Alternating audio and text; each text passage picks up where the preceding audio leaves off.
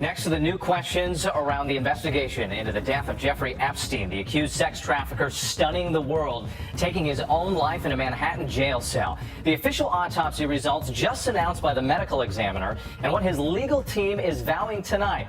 Here's ABC's Stephanie Ramos.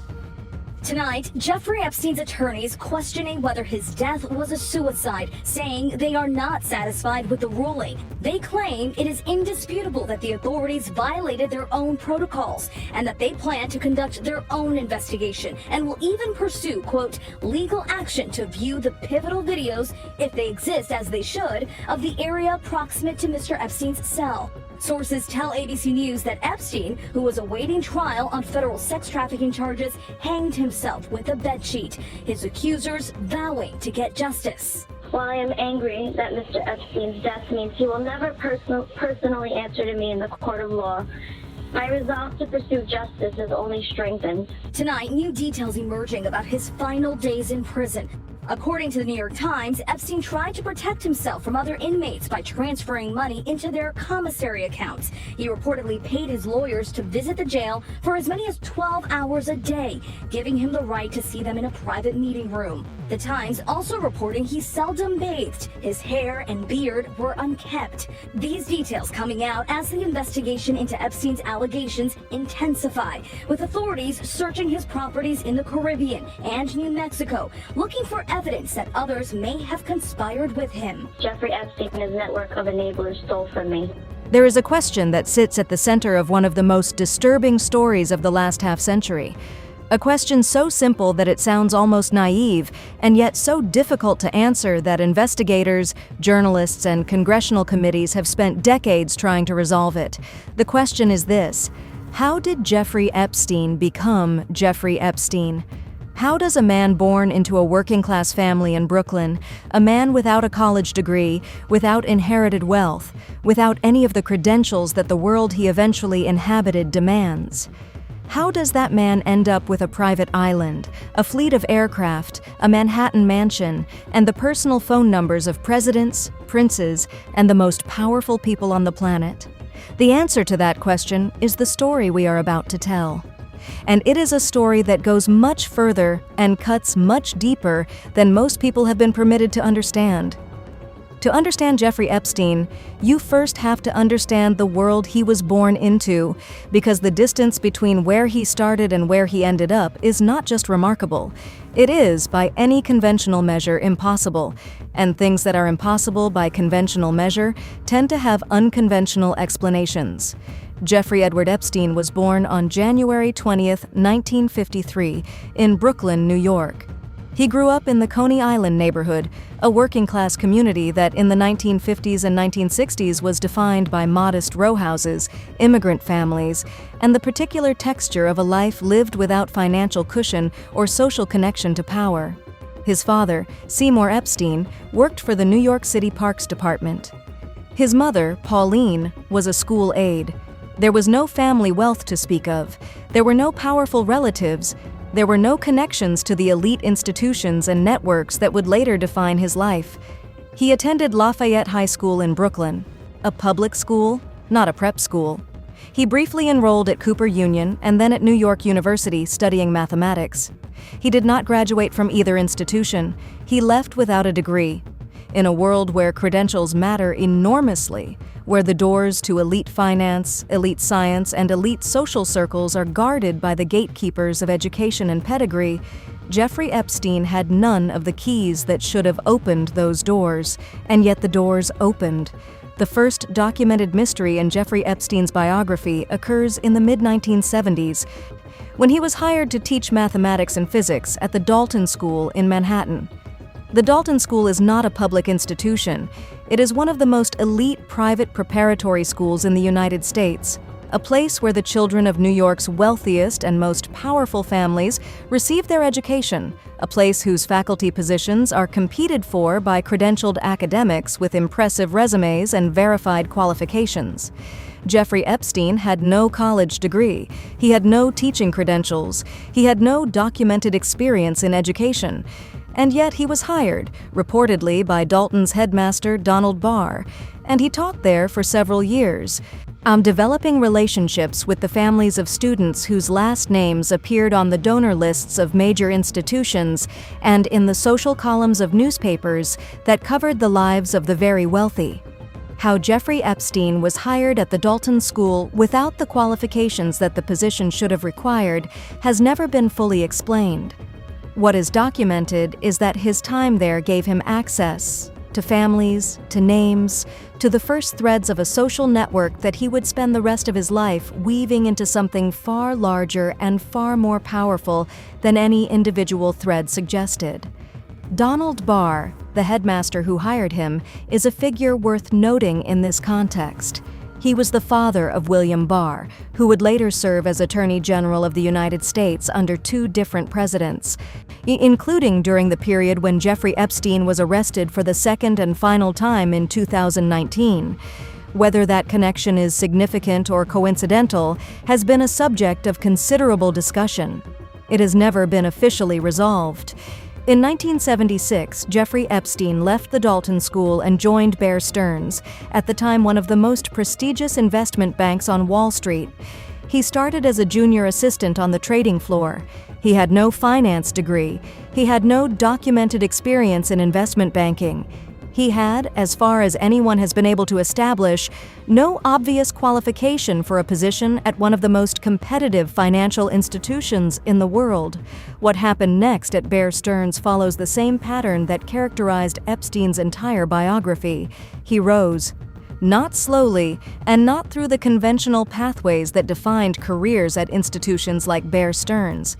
He moved from the trading floor into the firm's Special Products Division, a unit that handled complex tax strategies and wealth management for very high net worth clients. By the early 1980s, he had become a limited partner at the firm, an advancement that typically takes decades and requires a track record of documented achievement that Epstein could not have legitimately claimed to possess.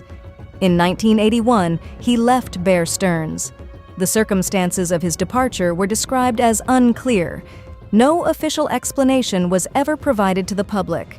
He left, and Bear Stearns did not pursue him publicly or take any action that would have drawn attention to whatever had occasioned his exit.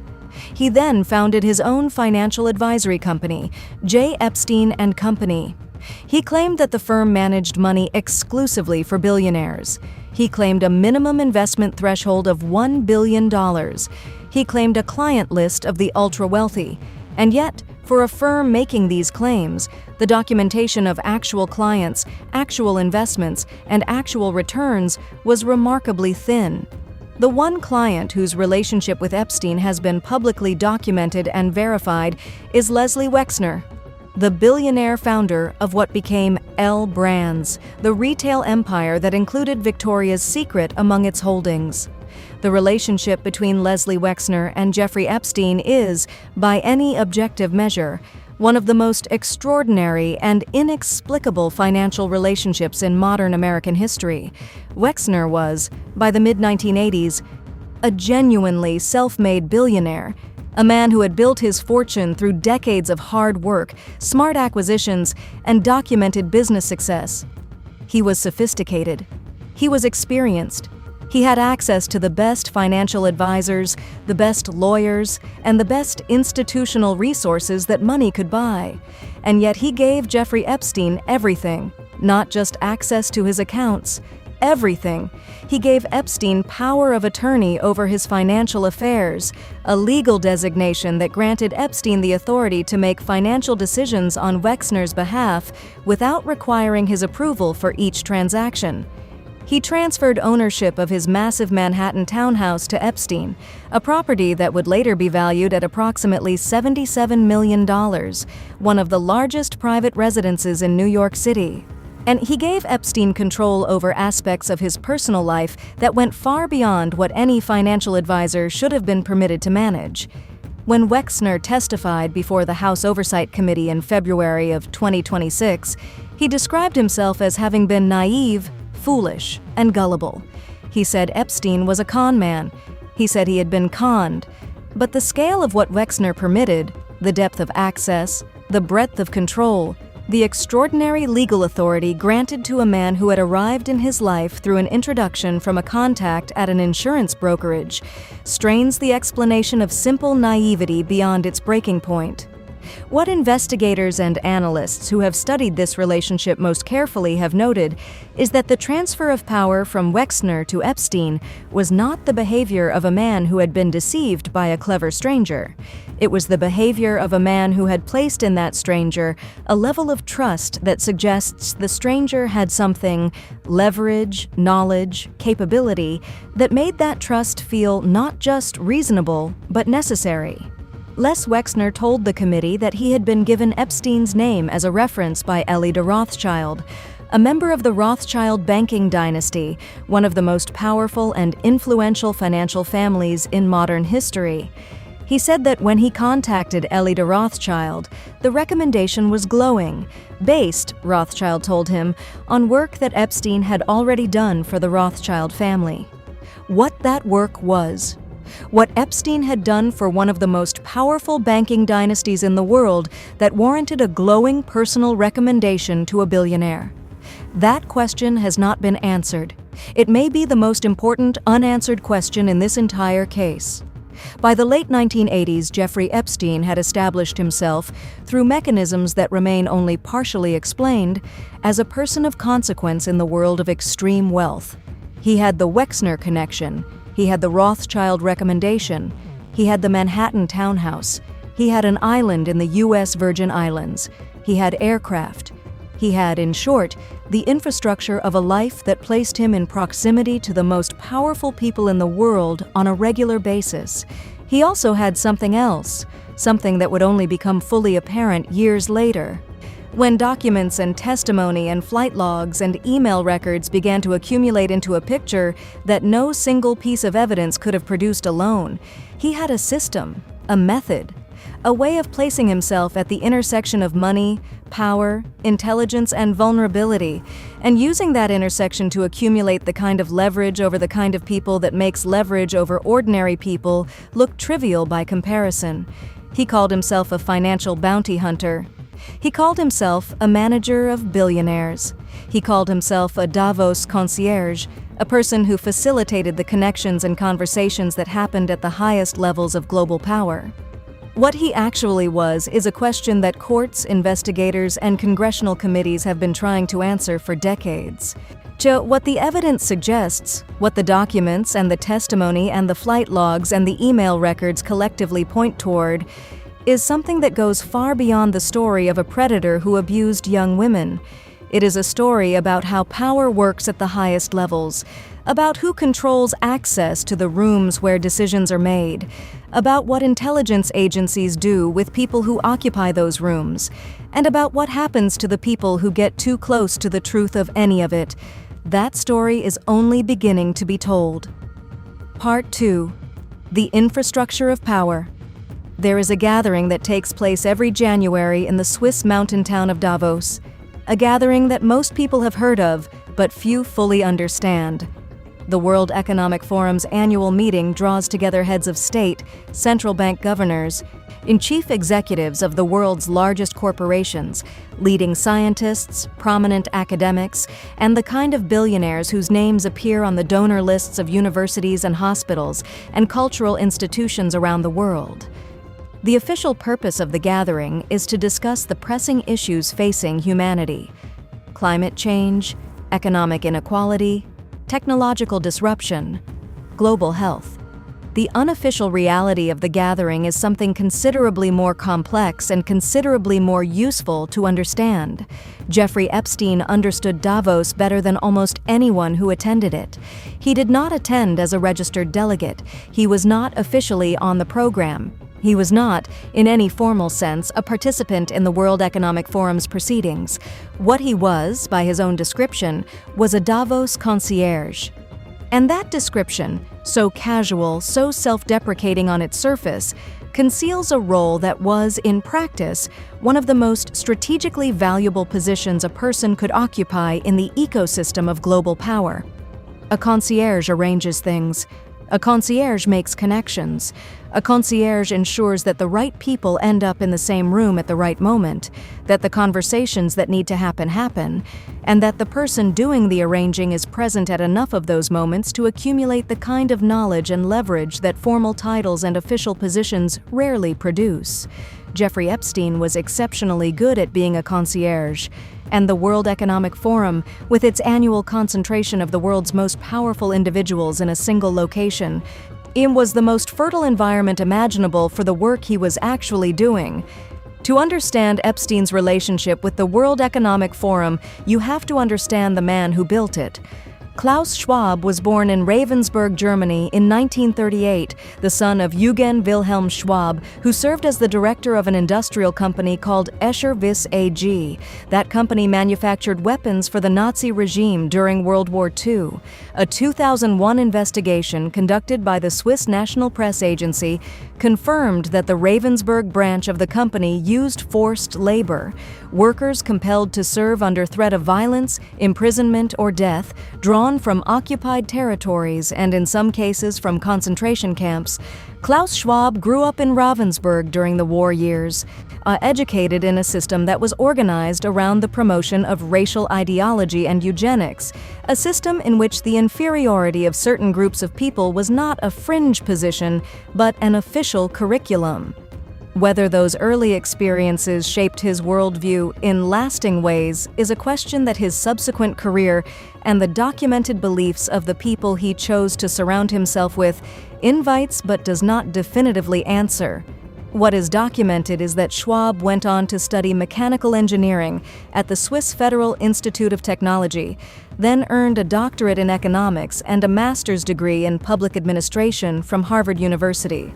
At Harvard, he formed a close relationship with Henry Kissinger, a relationship that would last until Kissinger's death and that would prove formative for everything Schwab went on to build. Henry Kissinger is a figure whose legacy is, to put it gently, contested.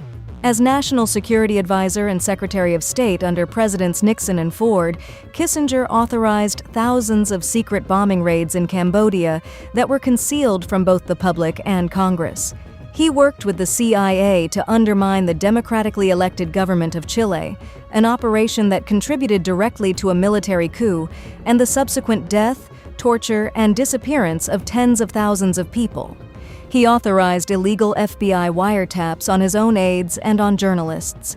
He was, in the assessment of serious historians, one of the most consequential and most morally troubling figures in 20th century American foreign policy. He was also Klaus Schwab's mentor, his close friend, a frequent speaker and participant at the World Economic Forum, a shaping influence on the institution that Schwab founded in 1971 and built into the most significant gathering of global power brokers in the world. Jeffrey Epstein was especially close to Boris Bren, the CEO and president of the World Economic Forum, who stepped down in February of 2026, specifically because of investigations into his ties to Epstein. Their relationship went far beyond a professional acquaintance. They communicated regularly. Epstein was introducing Bren to people and arranging connections that, when they became public, were considered sufficiently compromising to end the career of the man who had run one of the world's most powerful institutions for nearly a decade. Before we can fully understand what Jeffrey Epstein was doing in the world of elite conferences and global power gatherings, we need to understand something that most people do not know and that most people in positions of power would prefer remained unknown. Intelligence agencies, the CIA, MI6, the SVR, the Mossad, have a long documented history of using conferences and elite gatherings as operational environments. A 2017 article in The Guardian quoted a former CIA operative directly on this point. The operative stated that every intelligence service in the world works conferences, sponsors conferences, and looks for ways to get people to conferences. The article continued by noting that conferences lend themselves to espionage in ways that other environments do not. They concentrate high-value individuals in a single location. They create a social atmosphere in which networking is not just acceptable but expected, and they provide cover for conversations and relationships that would look suspicious in other contexts. The CIA and other intelligence agencies have spent documented millions of dollars staging conferences around the world, not under their own names, but through what intelligence professionals call cutouts or intermediaries, organizations that appear to be legitimate academic or professional bodies, but that are in fact organized and funded by intelligence agencies for the specific purpose of creating controlled environments in which assets can be identified, cultivated, and recruited without the process being visible. Centra Technology Incorporated was identified in the Guardian investigation as the leader of a growing industry of intermediaries in the Washington area that runs conferences for the CIA. The CIA supplies funding and a list of people to invite. Centra organizes the event in a neutral setting, no obvious intelligence presence, no formal pressure. Everything feels organic. A controlled ecosystem where access happens naturally and where the people being assessed have no idea they are being assessed. Declassified CIA material has also documented deliberate programs of recruitment at universities and academic institutions, covert recruitment of foreign students, placement of experienced agents in academic environments to identify promising candidates, long-term cultivation of professors and researchers as assets whose academic credentials provide legitimate cover for intelligence work. Now place Jeffrey Epstein inside this ecosystem, a man who moved constantly between elite conferences, Davos, the Trilateral Commission, academic symposiums, policy summits, a man who cultivated relationships with the most credentialed and connected scientists, economists, and technologists of his generation. A man who provided funding to researchers at MIT, Harvard, and other elite institutions through a web of foundations and shell companies that obscured the origin of the money. A man who, by multiple credible accounts, was gathering information on the people he cultivated, information that could be used for leverage, for recruitment, for the kind of influence over powerful individuals that intelligence agencies prize above almost everything else. The question of whether Jeffrey Epstein was an intelligence asset, and if so, whose, has never been officially resolved. What is documented is that the infrastructure he built, the methods he used, and the results he achieved are entirely consistent with the operational profile of a sophisticated intelligence operation. And the people who have spoken most directly about this possibility are not conspiracy theorists. They include a former Israeli prime minister, a former CIA director, and the prosecutor who secured Epstein's first conviction. One of the most disturbing dimensions of Epstein's operation, and one of the least discussed in mainstream coverage of the case, was his systematic infiltration of the world's leading scientific and academic institutions through the mechanism of research funding. Between approximately 2003 and 2019, Jeffrey Epstein donated significant sums of money to research programs at MIT, Harvard, and other elite universities. He cultivated personal relationships with some of the most prominent scientists, mathematicians, and technologists of his generation. He attended their conferences, visited their laboratories, sat in on their seminars, and inserted himself into their intellectual lives with a persistence and a specific focus that went far beyond the casual philanthropic interest of a wealthy donor. The fields he was most interested in were not random. He was fixated on artificial intelligence and the question of machine consciousness. He was deeply interested in genetics, gene editing, and the possibility of directing human evolution.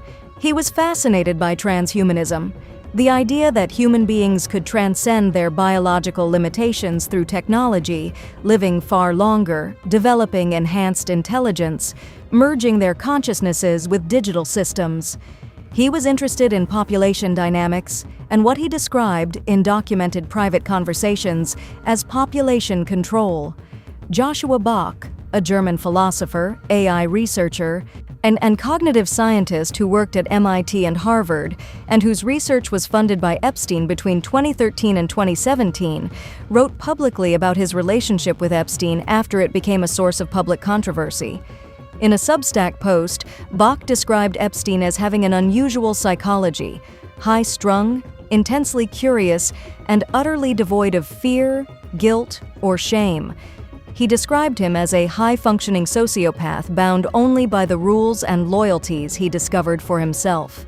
He described his circle of acquaintances as including some of the most famous mathematicians, physicists, cognitive scientists, AI researchers, economists, and biologists of our time. What Bach's description captures, though perhaps not intentionally, is the profile of a man who was not simply a wealthy donor buying proximity to brilliant people. He was a man who was systematically identifying the individuals who would shape the technological future of humanity and inserting himself into their lives, funding their research, influencing their directions, building relationships that gave him access to knowledge, leverage, and the kind of influence over the future that money alone could not purchase. In July of 2016, Jeffrey Epstein had an email exchange with Joshua Bach that was subsequently released as part of the DOJ files. That exchange is worth examining in detail because it reveals, more clearly than almost any other single document in the Epstein record, how he actually thought about the world and the people in it. Epstein suggested in this exchange that society should treat people like expendable cells. He noted that the brain removes unused neurons and suggested that perhaps society should remove unused people. He said that climate change might be a good way of dealing with overpopulation. He described the Earth's environmental crisis as potentially a good thing for the species, a forest fire that eliminates excess. He said that mass executions of the elderly and the infirm made sense. These are not the casual provocations of a man playing devil's advocate. They are the documented beliefs of a man who had spent years cultivating relationships with the scientists and researchers who were developing the technologies that would shape human civilization, and who viewed human beings, in aggregate, as a population management problem to be solved. Bach's response to these statements is equally revealing. He did not push back. He did not express horror or disagreement. He engaged with the ideas academically, adding his own analysis, suggesting that making child-rearing expensive through high costs of housing, education, and opportunity was a more humane approach to population reduction than environmental catastrophe, while acknowledging that large-scale agricultural failures and major disruptions in food supply would be necessary to produce meaningful reductions in human population. Two men. One, a convicted sex offender with access to presidents and royalty. The other, a respected academic whose work was shaping the development of artificial intelligence. Discussing the management of human population over email as if they were discussing a technical problem in a seminar. And Bach continued meeting with Epstein for years after this exchange. He continued accepting his money. He continued traveling with him to Davos. The document that this exchange most clearly resembles is not a private conversation between two eccentric intellectuals. It is a planning document for a future that the people writing it had decided, without any democratic mandate or public accountability, was the one they intended to bring about. Benjamin Goertzel is considered by many in the technology world to be the godfather of artificial general intelligence, AGI, the term used to describe an AI system capable not of performing a single narrow task, but of thinking, reasoning, and learning across domains the way a human being does. He is the co-founder of OpenCog, the CEO of SingularityNet, and the chair of the AGI Society. He is, by any measure, one of the most consequential figures in the development of technology that will fundamentally reshape human civilization. He was also, for years, in a funding relationship with Jeffrey Epstein. In 2011, Goertzel emailed Epstein asking him to fund half of a $3 million grant over 4 years to support his AGI research. Epstein's Southern Trust Company, registered in the U.S. Virgin Islands, subsequently provided funding to Humanity Plus, a nonprofit focused on transhumanism, of which Goertzel was vice president.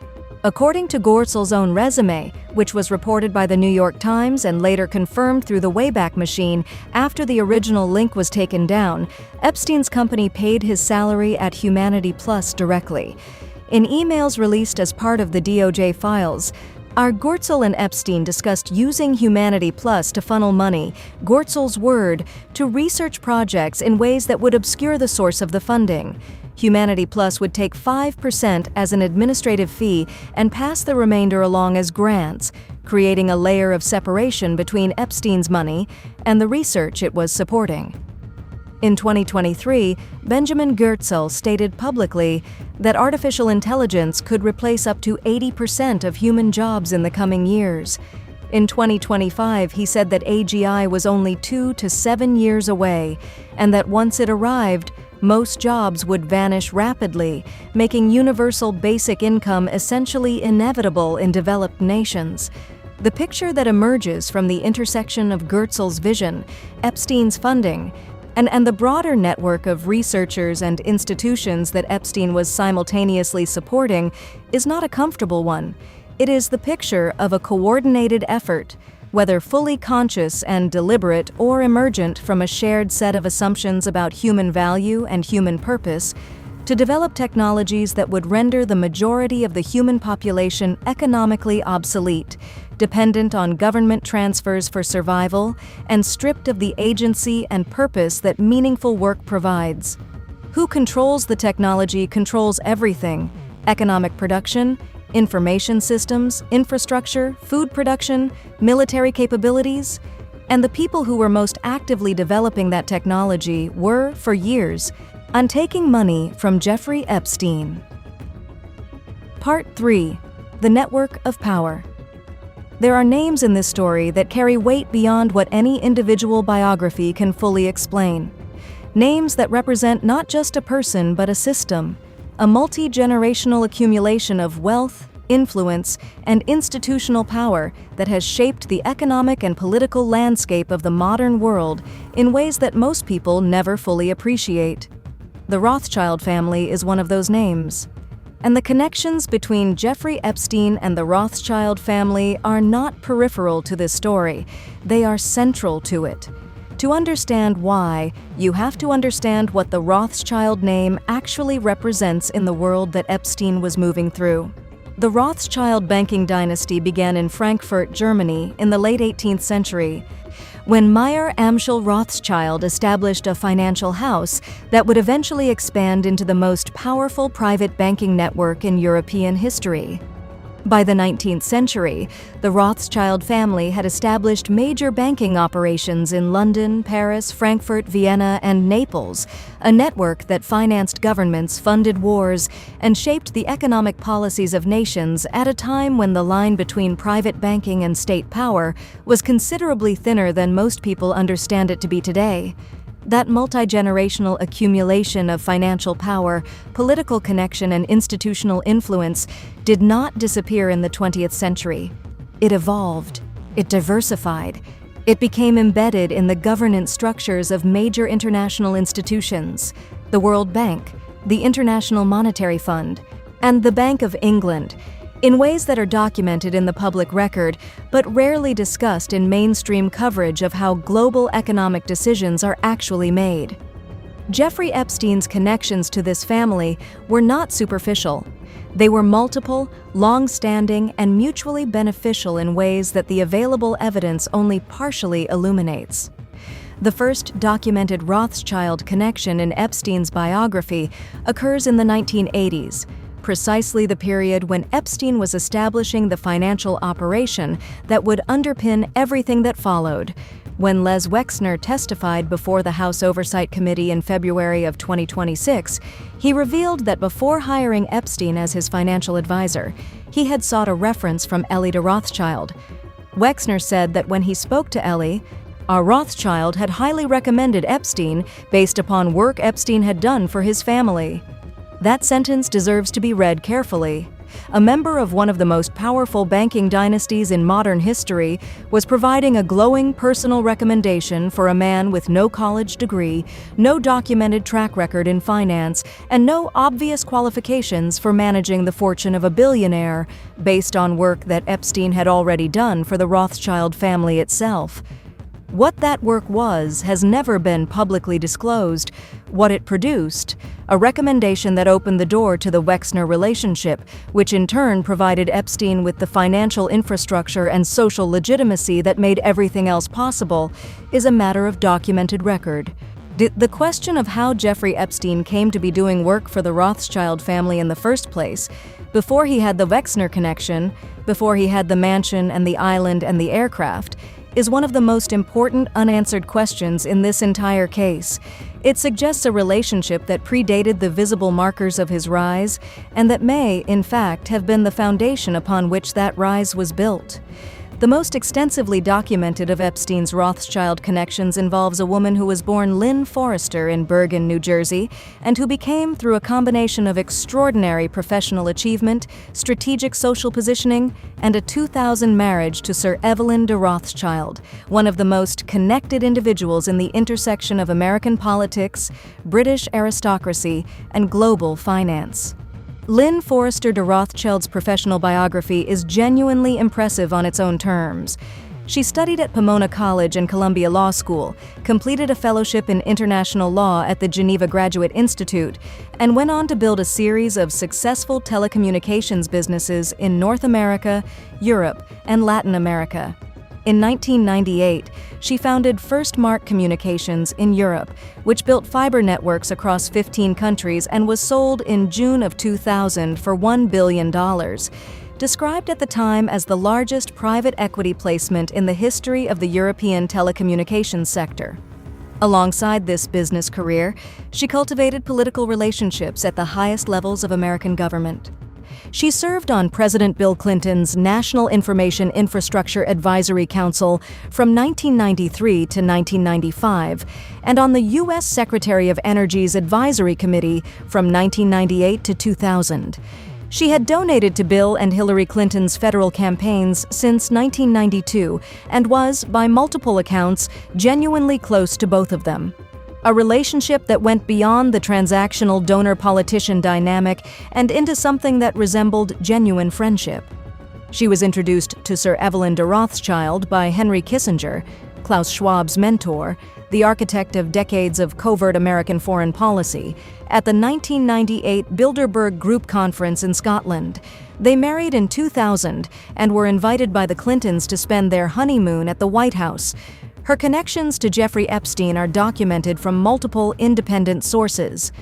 Alan Dershowitz, who served on Epstein's legal team and helped negotiate his first plea agreement, stated on camera that Lynn Forrester de Rothschild had introduced him to Epstein, telling him Epstein was a fascinating man and a big donor to Harvard, and urging him to meet Epstein despite his initial reluctance.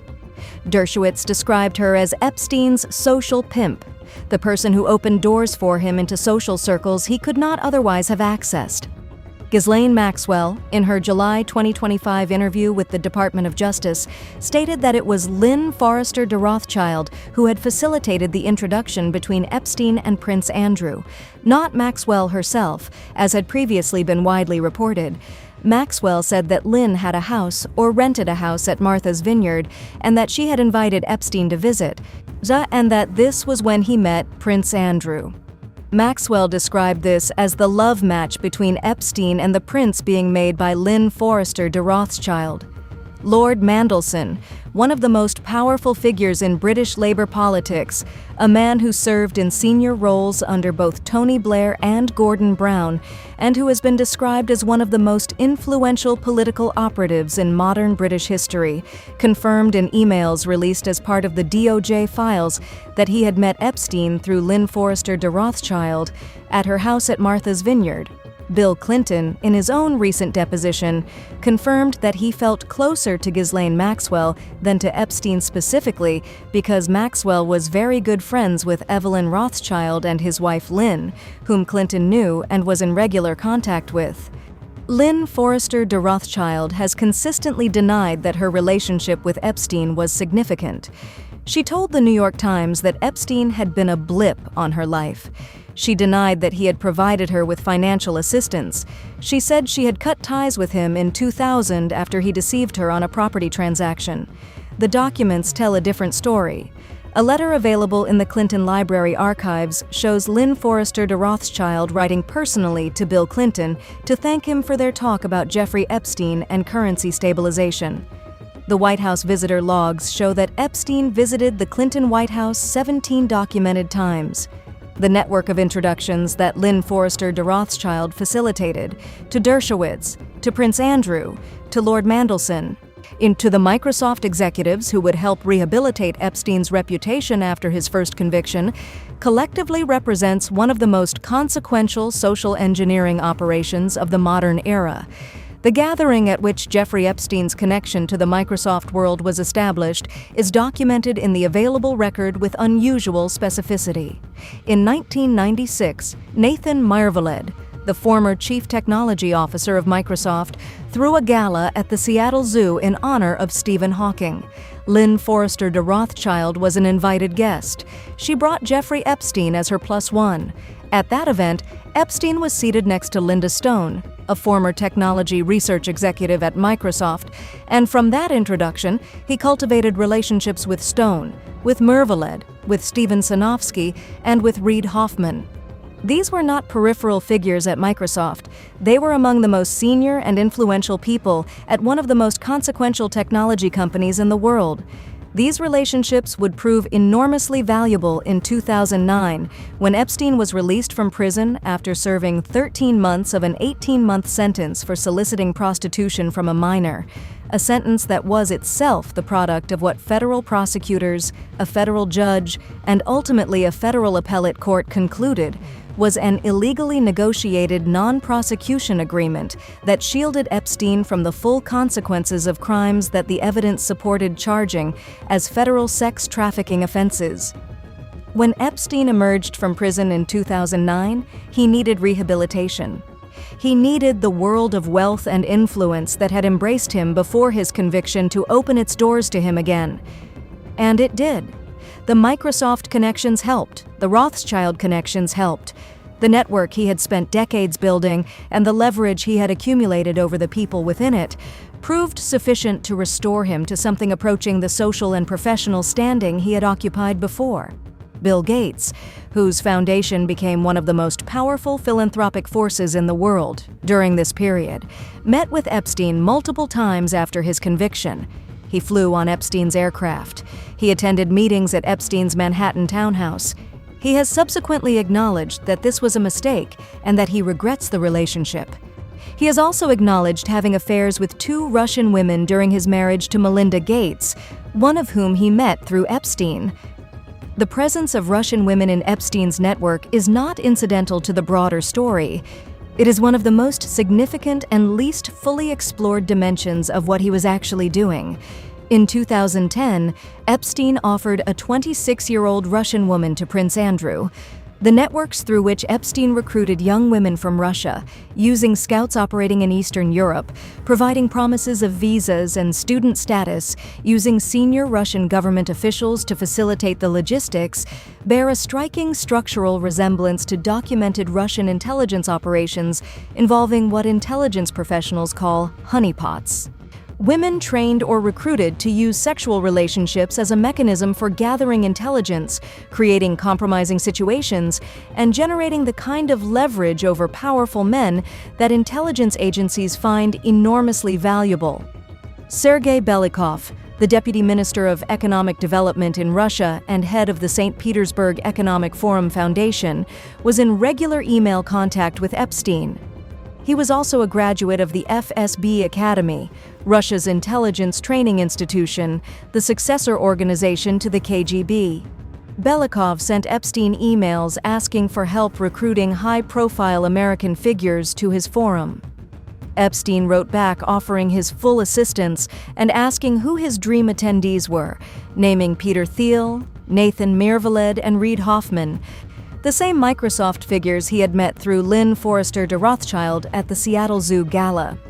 In 2015, when a Russian woman attempted to bring allegations against powerful businessmen in New York, Epstein contacted Belikov asking for help. Belikov subsequently provided Epstein with a dossier of information about the woman, information that was then used in a private meeting to persuade her to be silent. The convergence of these elements, the Russian government official with FSB training, the provision of intelligence dossiers on individuals who threatened powerful men, the recruitment of young women from Russia for the entertainment of Epstein's associates, the systematic cultivation of relationships with American political and business figures through sexual entrapment does not resolve into an innocent picture, no matter how charitably it is examined. Just months ago, a Russian citizen named Nizhoni Zarubina pleaded guilty to making false statements to the FBI about her relationship with the FSB and her involvement in an interstate prostitution network. According to U.S. prosecutors, Zarubina had been recruited by an FSB officer in December of 2020, given the FSB codename Alyssa, and instructed to attend the St. Petersburg International Economic Forum, share contact information of American journalists with her FSB handler, and identify specific American individuals of interest to Russian intelligence. She had also been successfully persuading Capitol Hill power brokers to pose for photographs that could subsequently be used for blackmail. The structural similarity between what Zarubina was doing under documented FSB direction and what Epstein's network had been doing for decades is not a coincidence that explains itself. The relationship between Jeffrey Epstein and the Clinton political world is one of the most extensively documented and most carefully minimized connections in this entire case. Bill Clinton has acknowledged flying on Epstein's aircraft, the aircraft that became publicly known as the Lolita Express, on multiple occasions. Flight logs place him aboard that aircraft 26 times. He has acknowledged visiting Epstein's island. He has acknowledged that the relationship existed and has described it as a mistake. What the documentary record shows goes considerably beyond a casual social acquaintance that turned out to be unfortunate. Epstein visited the Clinton White House 17 documented times during the Clinton presidency. He donated to Clinton's campaign. He wrote a check to the White House Historical Association.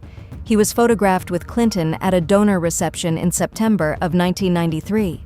He was in regular contact with people who were in regular contact with Hillary Clinton, including Lynn Forrester de Rothschild, who wrote personally to the president to thank him for their discussion about Jeffrey Epstein.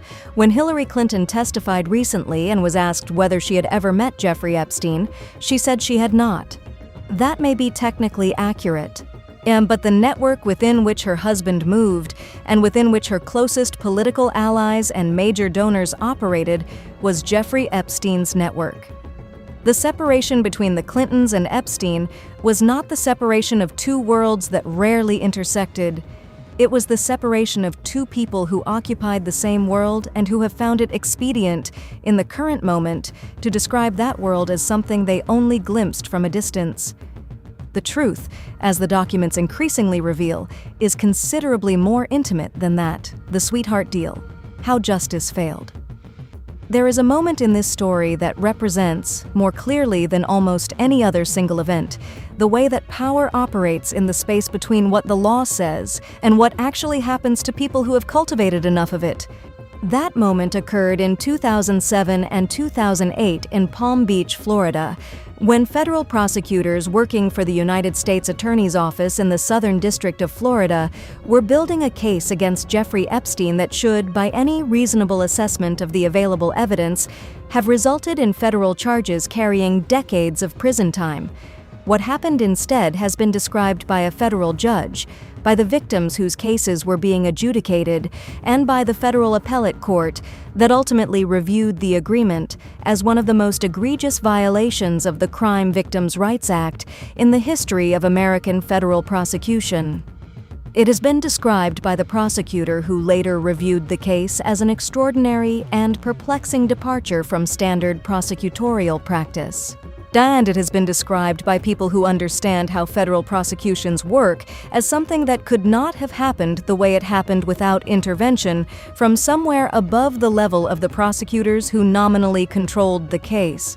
The investigation into Epstein began in 2005 when a parent in Palm Beach, Florida, contacted local police to report that their 14-year-old daughter had been sexually abused by a wealthy resident of the town. The Palm Beach Police Department conducted an investigation that identified multiple victims, young women and girls who had been recruited to visit Epstein's Palm Beach mansion, where they were paid to perform sexual acts and where some were encouraged to recruit others. The investigation produced evidence sufficient to support serious federal charges. Our prosecutors in the Southern District of Florida began building a case that they believed could result in Epstein facing life in prison. What happened next is the subject of one of the most important legal controversies in recent American history. The lead prosecutor on the case was Alexander Acosta, who would later become the United States Secretary of Labor under President Donald Trump, a position he eventually resigned from, specifically because of the renewed public attention on the Epstein plea deal he had negotiated. Acosta and his team entered into negotiations with Epstein's legal team, a team that included Alan Dershowitz, who had been introduced to Epstein by Lynn Forrester de Rothschild, and who would later face his own civil allegations related to Epstein's network. The result of those negotiations was a non-prosecution agreement of extraordinary generosity to Epstein and extraordinary damage to his victims. Under the agreement, Epstein pleaded guilty to 2 state charges, soliciting prostitution and soliciting prostitution from a minor. He received an 18-month sentence in a county jail facility rather than a federal prison. He was permitted to leave the jail on work release for 12 hours a day, 6 days a week, to visit his Palm Beach office, a privilege so extraordinary that it drew immediate and sustained criticism from legal observers and victims' advocates. He served 13 months before being released. He registered as a sex offender. In exchange for this arrangement, the federal government agreed not to prosecute Epstein on federal charges, and in a provision that was kept secret from his victims in violation of the Crime Victims' Rights Act, agreed to extend immunity from federal prosecution to any potential co-conspirators. That immunity provision meant that every person who had participated in or facilitated Epstein's abuse network was shielded from federal charges by an agreement that his victims did not know existed and that they had no opportunity to challenge. When Alexander Acosta was asked years later why he had agreed to such an extraordinary deal, his explanation was one of the most remarkable statements made by any senior law enforcement official in recent memory. He reportedly told investigators that he had been told to back off, that Epstein belonged to intelligence, and that the case was above his pay grade. That statement has never been officially confirmed. It has never been officially denied. And it has never been officially investigated to a conclusion that has been shared with the public. While the machinery of power was working to protect Jeffrey Epstein, the women who had been abused by him were trying, against considerable institutional resistance, to make themselves heard. The story of their fight is in many ways the most important part of this entire narrative, because it is their persistence, their courage, and their refusal to accept the silence that was imposed on them by the non-prosecution agreement that ultimately brought the case back into public view and forced the second investigation that ended with Epstein's 2019 arrest. Courtney Wild was one of the first victims to speak publicly about what had been done to her and about the agreement that had been made without her knowledge or consent.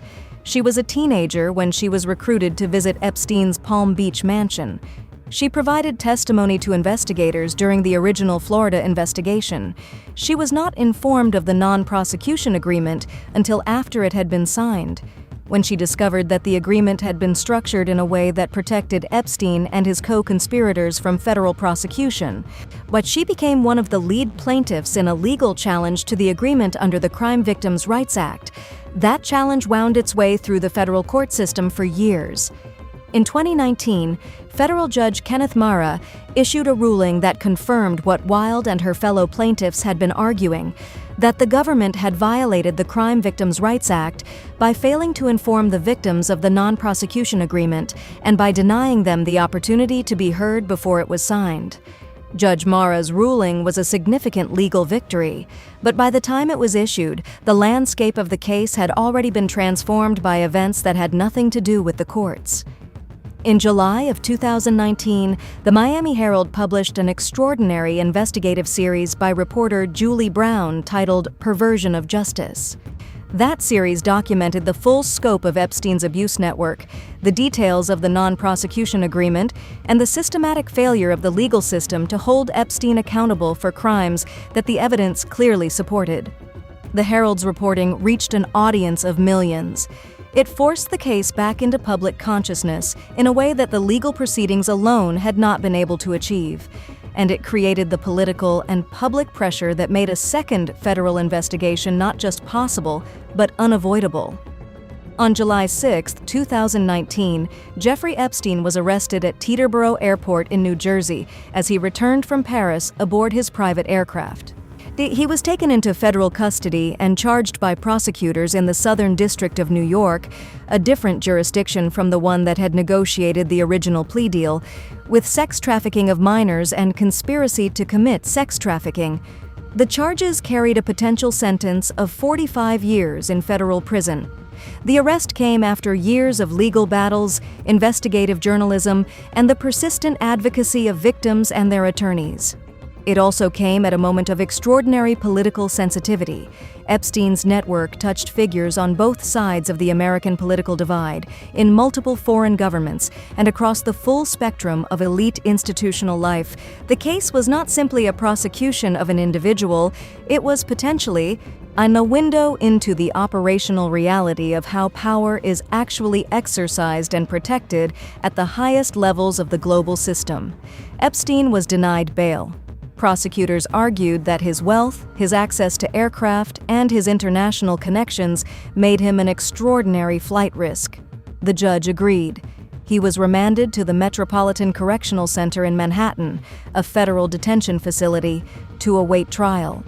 What happened next is the event that has generated more sustained controversy than almost anything else in this entire story, and understanding why requires understanding what was at stake. On August 10, 2019, Jeffrey Epstein was found dead in his cell at the Metropolitan Correctional Center. The New York City medical examiner subsequently ruled the death a suicide by hanging. The ruling has been disputed by the forensic pathologist hired by Epstein's estate to conduct an independent autopsy, Dr. Michael Baden, one of the most experienced forensic pathologists in the United States, who concluded that the injuries to Epstein's neck were more consistent with homicide by strangulation than with suicide by hanging. The circumstances surrounding Epstein's death have generated intense and sustained scrutiny from legal experts, forensic specialists, investigative journalists, and members of Congress. The surveillance cameras in the corridor outside Epstein's cell malfunctioned on the night of his death, producing no usable footage of the hours during which he died. He had been removed from suicide watch just days before his death. Despite having been found in his cell in a semi-conscious state with marks on his neck approximately 2 weeks earlier. The two guards who were assigned to check on him every 30 minutes, a requirement of federal detention protocols, had both fallen asleep and failed to conduct the required checks on the night he died. Both guards were subsequently charged with falsifying prison records. The charges against them were eventually dropped after they agreed to cooperate with investigators and complete community service. The Federal Bureau of Prisons acknowledged significant failures in the protocols that should have protected Epstein while he was in custody. The Department of Justice opened an investigation into the circumstances of his death. That investigation has not produced public conclusions that resolve the central questions about what actually happened in that cell. What is not in dispute is the consequence of Epstein's death. With his death, the federal criminal prosecution ended. There would be no trial. There would be no testimony under oath. There would be no moment in a courtroom where Epstein was required to answer, under penalty of perjury, the questions that his victims and the public deserved to have answered. There would be no moment where his client list was entered into evidence. There would be no moment where the full scope of his network, who participated, who knew, who protected, and who directed, was laid out in a public proceeding. The person who could have provided the most comprehensive account of the most significant network of elite criminal conduct in recent American history died in a federal detention facility under circumstances that have never been fully explained, at the precise moment when that account was most urgently required. The prosecution of Ghislaine Maxwell provided a measure of legal accountability that Epstein's death had made impossible in his own case. Maxwell, the daughter of disgraced British media mogul Robert Maxwell, Epstein's longtime companion and the operational manager of his abuse network, was arrested in July of 2020, tried in federal court in New York in late 2021, and convicted in December of that year on 5 counts, including sex trafficking of a minor. She was sentenced to 20 years in federal prison. The Maxwell trial established in a court of law and beyond reasonable doubt that the abuse network that Epstein had built was real, that it had operated for years, and that Maxwell had been a central participant in its operation. It established that young women and girls had been recruited, groomed, and trafficked for the sexual gratification of Epstein and his associates. It established that the network had functioned with a level of organization and deliberateness that reflected not impulsive criminal behavior, but systematic, planned, long-term operation. What the Maxwell trial did not establish, what the prosecution made a deliberate decision not to pursue in a way that would have placed it before the jury, was the identity of the associates for whose gratification the trafficking had been conducted. The men who had been on the receiving end of what Epstein and Maxwell provided, the clients, the guests, the people whose names appeared on the flight logs and the visitor records and the little black book that had been the subject of so much legal wrangling in the years before the trial. Maxwell has maintained in interviews and in her July 2025 DOJ interview that she has information about other participants in Epstein's network. She has named Lynn Forrester de Rothschild in connection with Prince Andrew. She has commented on the Clinton relationship. She has suggested, without fully elaborating, that there are dimensions of what Epstein was doing and who he was doing it with that remain undisclosed. She is currently serving her sentence at a minimum security federal facility in Florida. The question of whether she will ever provide the full account that her knowledge of the network would allow her to provide remains open. In 2025, the Department of Justice released a substantial portion of the files related to the Epstein investigation, documents that had been sought by journalists, by victims' attorneys, and by members of Congress for years, and that had been resisted by successive administrations with a consistency that itself told a story about what the documents contained. What the released files revealed confirmed, expanded, and in some cases transformed the public understanding of what Epstein had been doing and who he had been doing it with. The emails between Epstein and Joshua Bach revealed the population control discussions in explicit terms. The emails between Epstein and Benjamin Goertzel documented the funding relationship and the money funneling arrangement.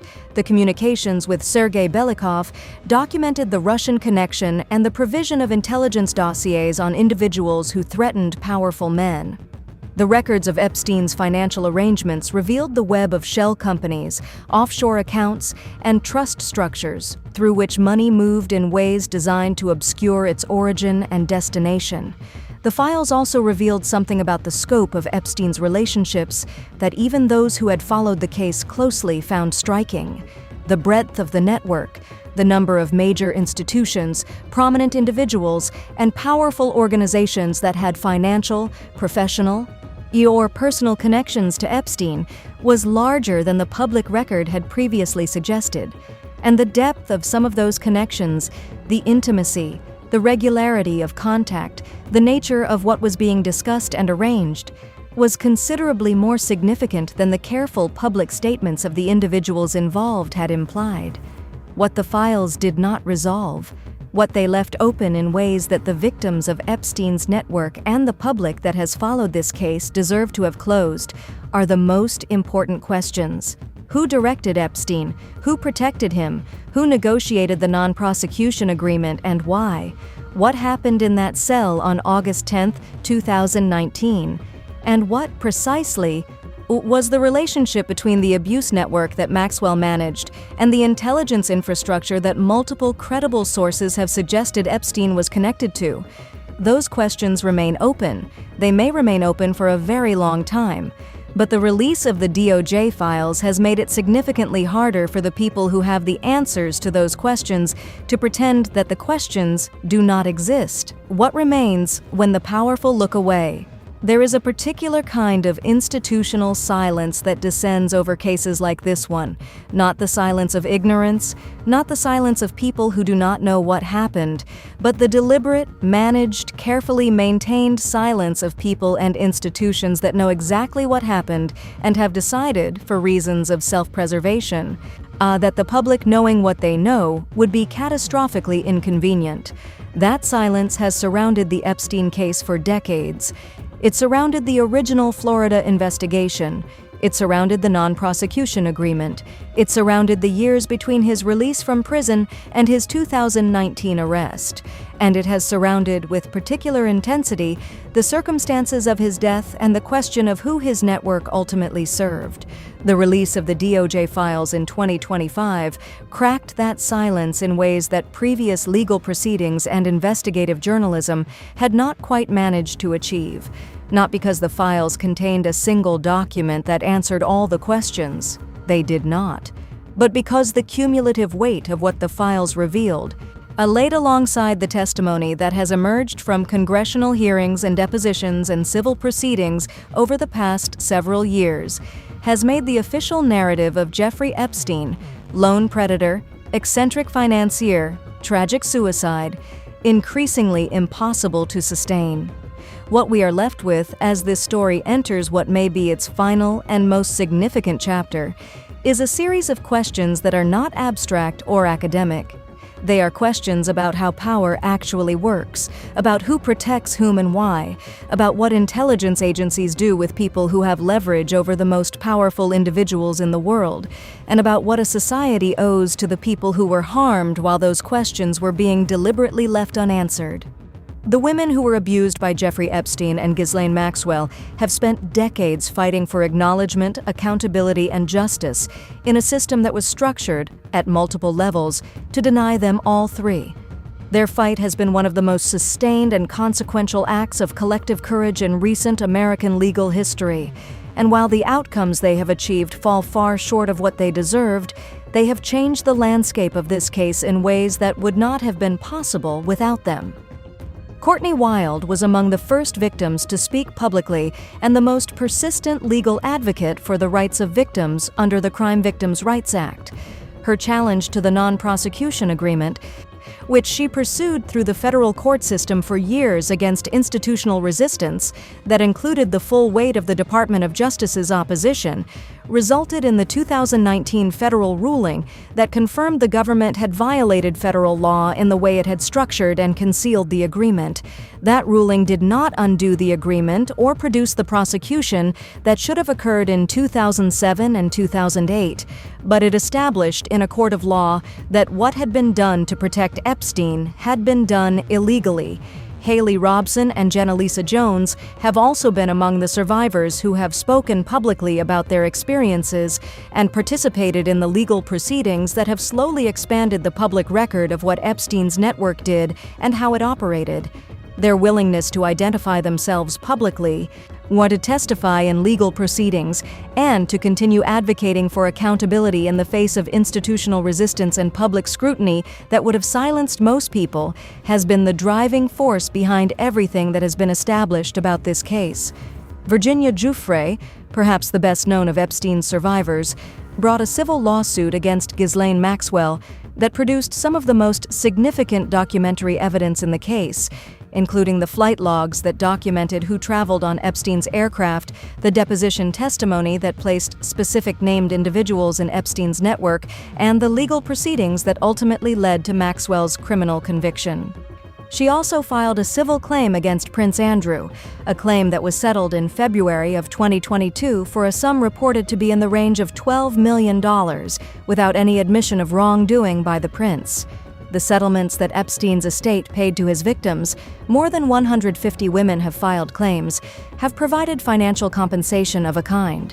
But compensation is not accountability, and the women who have been most vocal about what happened to them have been consistent in saying that what they want, more than money, is the full public disclosure of who was involved in the network that abused them, and the full accountability of every person who participated in or facilitated that abuse. That accountability has not been delivered.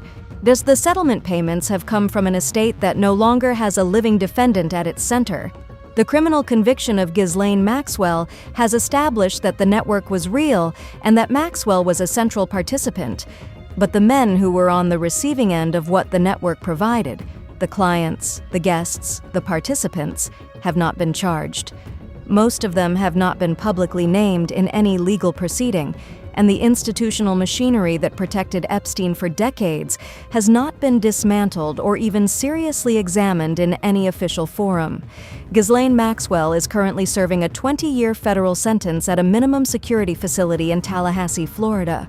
She is, by every account of people who have knowledge of what Epstein's operation actually was, the person alive today who possesses the most comprehensive knowledge of who was involved, what they did, and how the network was organized and protected. Her July 2025 interview with the Department of Justice, conducted as part of an ongoing effort to determine whether she would cooperate in exchange for considerations related to her sentence, produced some of the most significant public disclosures to emerge from any official proceeding related to the Epstein case. She named Lynn Forrester de Rothschild in connection with Prince Andrew. She commented on the Clinton relationship. She described specific events and introductions that placed specific individuals in specific locations at specific times. What she did not do in that interview, what she has not done in any public or official forum, is provide the comprehensive account of the full scope of Epstein's network that her knowledge would allow her to give.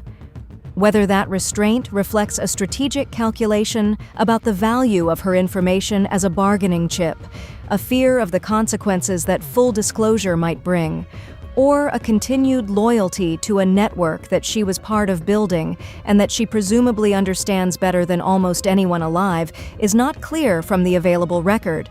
What is clear is that Ghislaine Maxwell is the most significant potential source of information about the full reality of the Epstein network that remains available to investigators and to the public. Then whether that information will ever be fully disclosed, and under what circumstances, is one of the most important open questions in this entire story.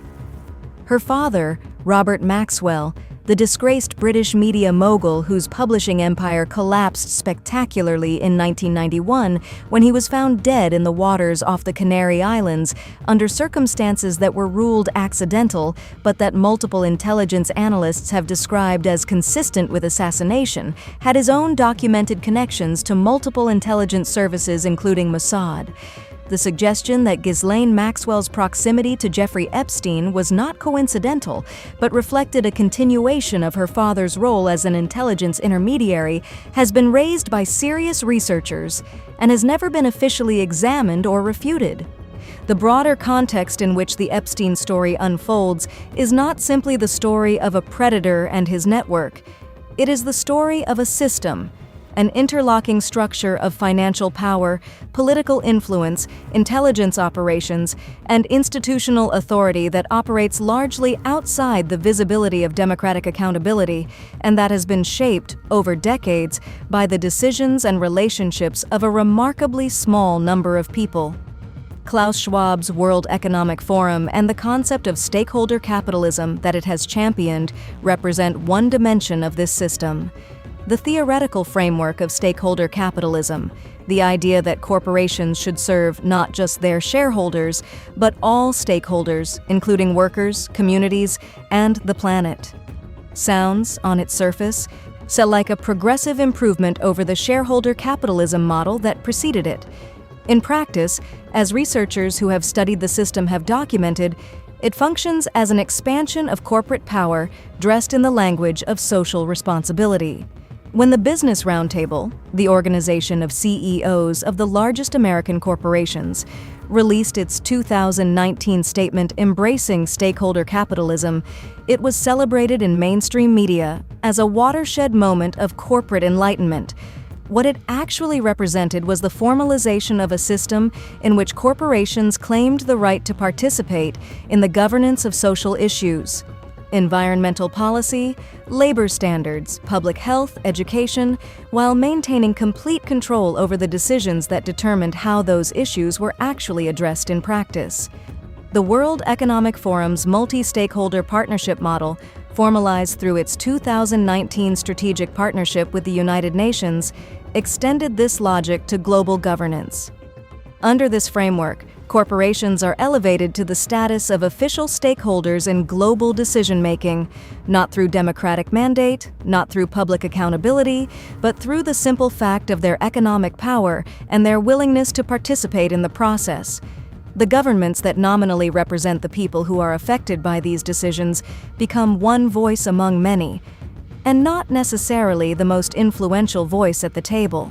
And the people who attend Davos every year and discuss the future of humanity, who talk about climate change and inequality, and the fourth industrial revolution in the conference rooms of a Swiss mountain resort while traveling on private jets and employing armies of advisors and consultants, are, according to the research, among the least empathetic people in the world. Studies consistently show that accumulated wealth and power reduce empathy. Not because less empathetic people are more likely to become wealthy, but because the possession of power and wealth physically changes the neural pathways associated with empathy and social connection. The people who have been entrusted, through the framework of stakeholder capitalism, with making decisions that affect the lives of billions of people are, by the best available evidence, the people least capable of making those decisions in a way that reflects genuine concern for the people affected. Jeffrey Epstein moved through this world for decades. He was not peripheral to it.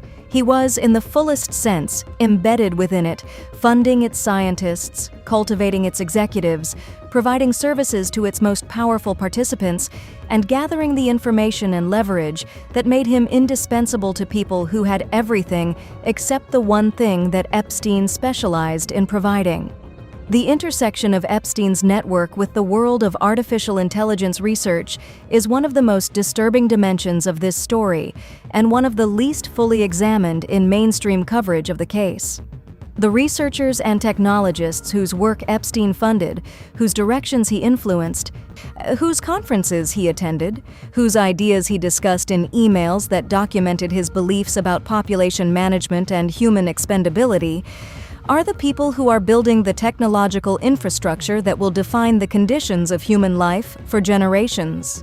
Benjamin Goertzel has said publicly that artificial general intelligence is 2 to 7 years away, and that when it arrives, it will replace up to 80% of human jobs. He has described universal basic income as the inevitable response to a world in which machines perform most of the work that currently provides human beings with economic agency and social purpose. He has framed this transformation as a net positive for humanity, a liberation from the drudgery of work that will allow human beings to focus on creativity and connection and meaning. And what he has not addressed, what none of the technologists and economists who advocate for this future have addressed with anything approaching adequate seriousness, is the question of what happens to human beings in a world where their economic value to the system that controls the resources they need to survive has been eliminated. When Joshua Bach and Jeffrey Epstein discussed population management in their July 2016 email exchange, they were not having an abstract philosophical conversation. They were, in the context of their respective work and influence, discussing a real question that the development of AGI will eventually force onto the agenda of every government and every institution in the world. How many people does a fully automated society need? And what is the value of a human being who does not contribute to economic production? Who makes that determination? And who controls the systems, the AGI, the infrastructure, the food production, the energy networks, that will determine the answers to those questions in practice? The people who are closest to those questions, who are building the systems that will produce the answers, were taking money from Jeffrey Epstein and discussing population management with him over email. That is not a conspiracy theory. It is a documented fact that deserves to be examined with the seriousness it warrants. The story of Jeffrey Epstein is, at its deepest level, a story about how power actually works, not as it is described in civics textbooks and political speeches, but as it operates in practice, though in the spaces between official accountability and private arrangement. It is a story about how a man with no credentials and no inherited advantages managed to insert himself into the highest levels of global power by providing services that those levels required and could not openly acknowledge requiring. It is a story about how the institutions that are supposed to provide accountability, law enforcement, prosecutors, courts, regulatory bodies, can be captured, compromised, or simply overmatched by the combined weight of the interests they are supposed to hold accountable. It is also a story about what happens to the people who are least powerful in the system. The young women and girls who were recruited into Epstein's network, who were abused and trafficked, and whose suffering was treated by the people with the authority to stop it, as an acceptable cost of maintaining the relationships and protecting the reputations that mattered to the people at the top of the system. Those women fought for decades to be heard. They are still fighting, and the full accountability they are fighting for has not been delivered. The congressman who said publicly that the people who know things are dying or disappearing was not speaking metaphorically. The journalist who said that people have been murdered to protect certain secrets was not speculating. And the former intelligence professional who testified under oath that programs exist that have been hidden from Congress and from the American people was not fabricating. What unites these statements? What connects the missing scientists and the dead nuclear researchers and the disappeared Air Force general and the sweetheart deal, and the malfunctioning cameras and the convenient death and the sealed documents and the redacted client lists is the same thing. It is the same system protecting the same secrets in the same way it has always protected them. Not through a single organized conspiracy, but through the accumulated, overlapping, mutually reinforcing decisions of thousands of people who understand, without needing to be told explicitly, that their continued prosperity and safety depends on certain things remaining unknown. They were teenagers when most of them first encountered the system that Epstein had built. They came from circumstances that made them vulnerable: financial pressure and family instability, the particular vulnerability of young women who have not yet developed the experience to recognize the signs of sophisticated, predatory manipulation. They were recruited by people who seemed friendly and helpful. They were offered money and promises and access to a world that seemed glamorous and exciting and full of possibility. And then they were abused and trafficked and silenced, and when they tried to speak, the full weight of wealth and legal power and institutional authority was brought to bear to ensure that their voices did not reach the people who had the power to act on what they were saying. Courtney Wild, Haley Robson, Jenna Lisa Jones, Virginia Giuffre, and more than 150 others whose names have been entered into legal proceedings, whose stories have been documented in court records and investigative journalism and congressional testimony, and whose suffering was treated by the most powerful people in the world as an acceptable cost of doing business. They were not acceptable costs. They were human beings. They were young women who deserved protection from a system that instead used them and discarded them and fought, with every legal and institutional tool available to it, to ensure that the people responsible for what happened to them were never fully held accountable. The world in which Jeffrey Epstein operated, the world of Davos and private islands and presidential friendships and intelligence connections and research funding and Russian women and sweetheart deals, is not a world that exists separately from the one that the rest of us inhabit. It is the same world. It runs on the same money and is governed by the same laws and is protected by the same institutions. The difference is that for the people at its highest levels, the money and the laws and the institutions operate differently than they do for everyone else. The women who were abused by Jeffrey Epstein's network deserved a world in which that was not true. They are still waiting for it. His name was Jeffrey Epstein. He was a predator, a blackmailer, a trafficker, and possibly an intelligence asset. He died in a federal detention facility under circumstances that have never been fully explained, taking with him the answers to questions that the most powerful people in the world have spent decades ensuring would never be asked in a room they could not control. The women he abused are still here, they are still speaking, and the world they deserve, a world in which what was done to them produces full accountability for every person who participated in or enabled it, has not yet arrived. It should.